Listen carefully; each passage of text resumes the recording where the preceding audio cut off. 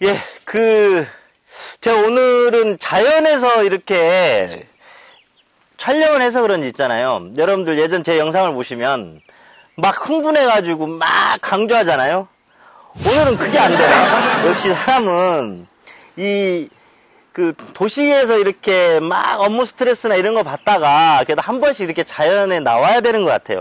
왜 이렇게 제가 좀 뭐라고 해야 되나? 이렇게 분위기가 이래서 그런지 좀 한결 마음이 좀 편안하고 여러분들한테 막 강조해서 막 악을 지르고 막 이러질 않네요, 오늘. 예.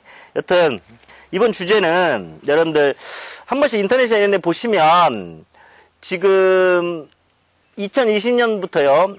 이 1인이면 한 달 최저 생계비가 105만원, 2인이면 약 한 180만원 정도 되고요. 3인이면 230만원, 4인이면 285만원은 법에서 인정해주는 최저 생계비잖아요. 그러니까 이거 인정해주는 거 말고 특별 생계비라고 해서 더 생활비를 인정해주는 거에 대해서 설명드리려고 합니다.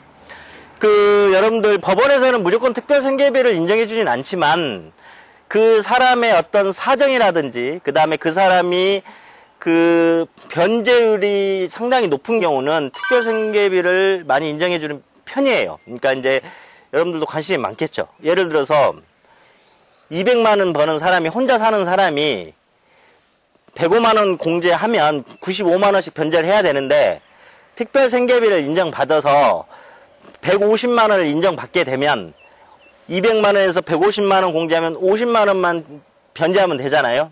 그러니까 이런 특별 생계비에 대해서 굉장히 궁금해 하십니다. 그래서 제가 우리 사무실에 있었던 어떤 사례 하나를 설명드릴게요. 약 45세의 남성분이셨고 채무가 한 6천여만 원이 있으신 분이었어요. 화물차를 할부로 구매를 하셔서 지입이 두 가지거든요. 월급을 받으면서 활동하신 분이 있고 그냥 개인 사업자를 내셔가지고 활동하신 분이 계시는데 이분 같은 경우는 급여를 받으셨어요. 한 달 급여가 380만 원이었습니다. 근데 아내분하고 이혼하셨고 22살인 자녀가 한 분 있었습니다. 그래가지고 개인회생을 진행하게 됐는데 여튼 화물차를 이렇게 운행하게 되면 화물차 보험료라든지 수리비 같은 거, 그 다음에 이분이 월급 받을 때 4대 보험 같은 걸 우리가 이제 다 이렇게 공제할 걸 공제하니까 이분이 300만 원 정도의 한 달 소득이 잡히셨고요. 이제 뭐가 고민이었냐면 이분은 이 300만 원 수입을 가지고 계산을 해보셔도 변제율이 굉장히 높았어요. 그래서 이분이 좀 갚는 금액을 낮춰드리기 위해서 이제 저희 실무자랑 저랑 고민을 해서 진행을 했거든요.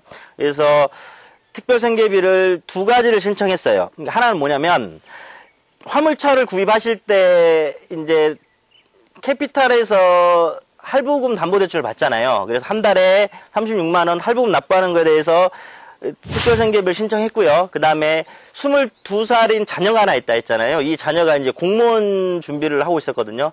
그래서 원칙적으로 성인은 부양가족이 아닙니다.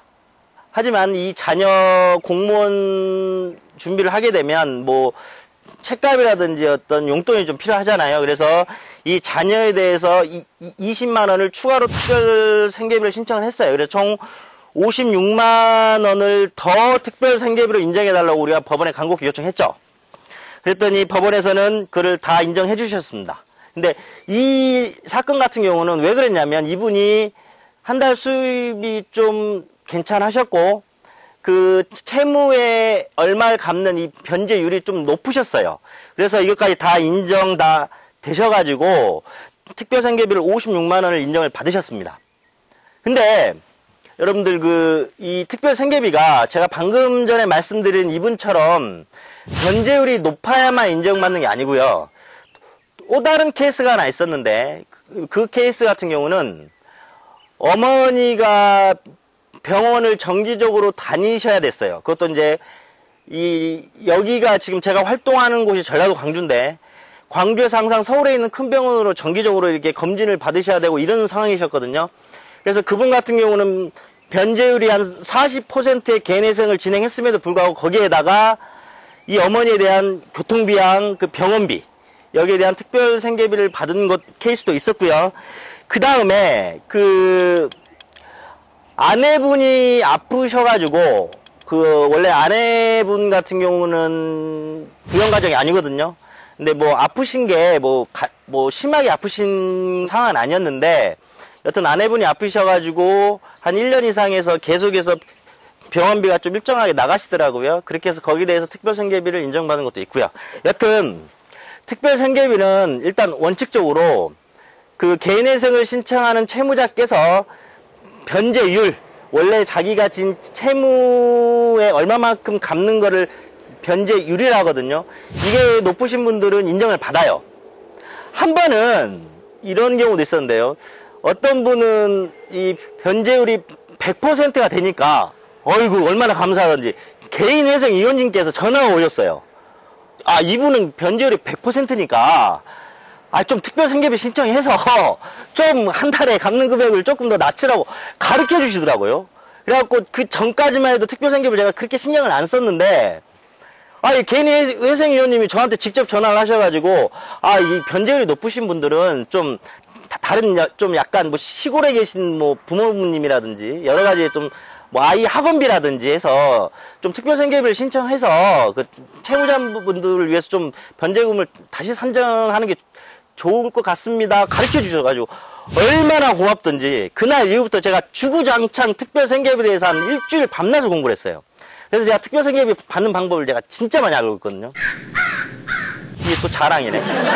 저한테 특별생계비에 대해서 내가 또 조그만 사정이 있어서 특별생계비를 받고 싶다 하면 저랑 그 우리 개인회생 담당하신 우리 실무자들이랑 주구장창 공부를 해서 인정 많이 받거든요. 그래서 여튼 변제 비율이 높으면 특별생계비 인정받기 쉽습니다. 근데 변제 비율이 낮더라도 그분이 어떤 특별한 사정이라든지 환경에 있어서 법이 인정해준 최저생계비 말고 생활비가 좀 더 필요하신 분들은 특별생계비를 법원에 간곡히 요청하면 그분들도 이제 인정해 주시니까요. 반드시 저 같은 사람과 상담하시면 특별생계비 인정받을 가능성은 굉장히 높습니다.